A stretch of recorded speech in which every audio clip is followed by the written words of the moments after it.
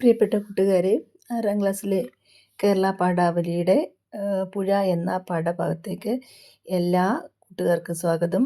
അതേപോലെ ലതാ സുജി വേൾഡിൻ്റെ ഒരു പുതിയ മലയാളം ക്ലാസ്സിലേക്ക് എല്ലാ 6ാം ക്ലാസ്സിലെ കൂട്ടുകാർക്കും സ്വാഗതം.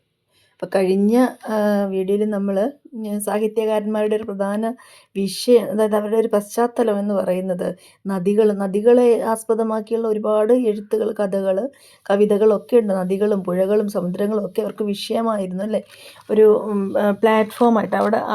അവിടെ ഉദിച്ച കഥകളൊക്കെ വളരെ അതിൻ്റെ പശ്ചാത്തലത്തിൽ ചെയ്ത കഥകളും കവിതകളും ഒക്കെ വളരെയധികം പ്രശസ്തി നേടിയവയാണ്. അപ്പോൾ അതിനെക്കുറിച്ചൊക്കെ നമ്മൾ വിശദമായിട്ട് കഴിഞ്ഞ വീഡിയോയിൽ പറഞ്ഞിട്ടുണ്ടായിരുന്നു. അപ്പോൾ ഇന്ന് നമുക്ക് ആ പാഠത്തിൻ്റെ ബാക്കി കുറച്ച് ഭാഗങ്ങളും കൊണ്ട് അതും കൂടെ നോക്കാം. മിസിസിപ്പി മിസോറിയെ ചുറ്റിപ്പറ്റിയുള്ള മാർക്ക് ട്വെയിനിൻ്റെ ആഖ്യായികകൾ പ്രസിദ്ധമാണ്. അതായത് മിസോറി, മിസിസിപ്പി, അതായത് ഇരട്ട നദികളാണ്. പ്രസിദ്ധമായ റോക്കി പർവ്വതത്തിൽ നിന്ന് ഉത്ഭവിക്കുന്ന USA ഏറ്റവും വലിയ നദിയാണ്. 50ഓളം കൈവഴികൾ ഈ നദിക്കുണ്ട്. റോക്കി പർവ്വതത്തിൽ നിന്ന് ഉത്ഭവിക്കുന്നതാണ് ഈ നദികൾ, ഇരട്ട നദികൾ എന്നാണ് ഇത് അറിയപ്പെടുന്നത്.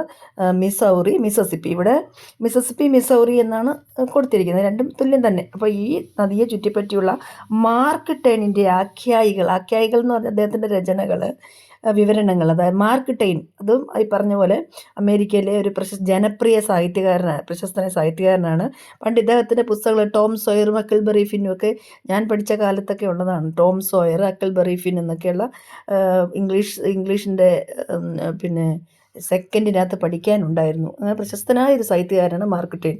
അദ്ദേഹത്തിൻ്റെ ആഖ്യായികളിൽ എന്ന് പറഞ്ഞാൽ അദ്ദേഹത്തിൻ്റെ എഴുത്തുകളിലൊക്കെ ഈ മിസോറി, മിസിസിപ്പിയെ പറ്റി, അമേരിക്കയിലെ വലിയ ഇരട്ട നദികളെക്കുറിച്ചും കൊടുത്തിട്ടുണ്ട്. പറയാൻ കാര്യം, സാഹിത്യകാരന്മാരൊക്കെ നദികളെയും സമുദ്രങ്ങളെയൊക്കെ പശ്ചാത്തലമാക്കിയിട്ടുണ്ട് എന്ന് പറഞ്ഞില്ല, അതിനൊരു ഉദാഹരണം എന്ന് പറഞ്ഞതേ ഉള്ളൂ. പിന്നെ റഷ്യൻ സ്റ്റെപ്പികളുടെ സംഗീതം ആലപിക്കുന്ന ഷോളക്കോവിൻ്റെ ഡോൺ നോവലുകൾ, ഡോൺ ഒരു പ്രശസ്തമായ ഡോൺ നദി, ഒരു നദിയാണ് ഡോൺ, അതിനെ ആസ്പദമാക്കിയുള്ള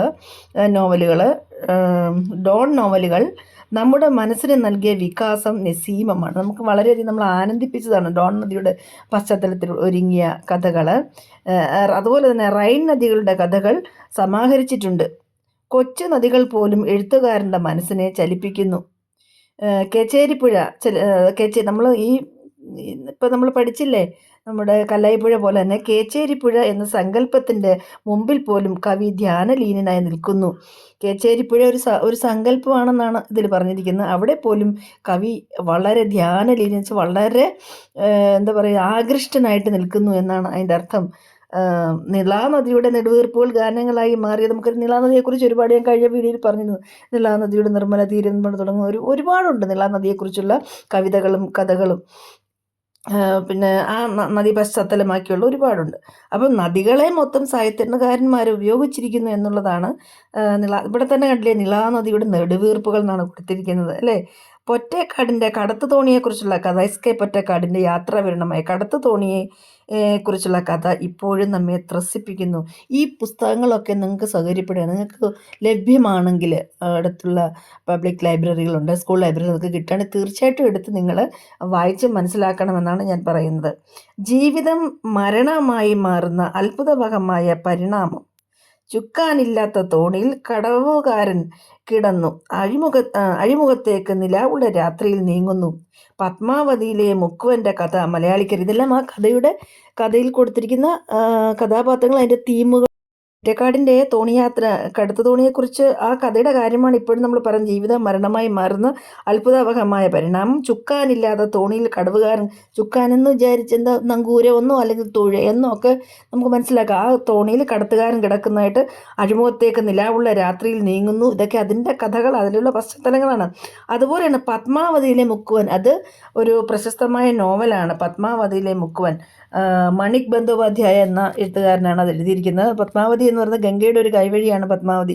അതിനെ ആസ്പദമാക്കി എഴുതിയതാണ്. വളരെ വിഖ്യാതമായ ഒരു നോവലാണ് ഇവിടെ പറഞ്ഞിരിക്കുന്നത്. എന്താണ്, പത്മാവതിയിലെ മുക്കുവൻ്റെ കഥ പറഞ്ഞിരിക്കുന്ന ആ ഒരു നോവൽ മലയാളിക്കറിയാം. താരാശങ്കർ ബാനർജിയുടെ തോണിക്കാരൻ താരിണിയിൽ ജീവിതോപായം നൽകിയ പുഴ തോണിക്കാരനെ വിഴുങ്ങുന്നത് കാണാം. അങ്ങനെ എത്ര കഥ. ഇതെല്ലാം നദികളെ പശ്ചാത്തലമാക്കിയുള്ള കഥകളുടെ പേരാണ്. താരാശങ്കർ ബാനർജി പ്രശസ്തനാണ്.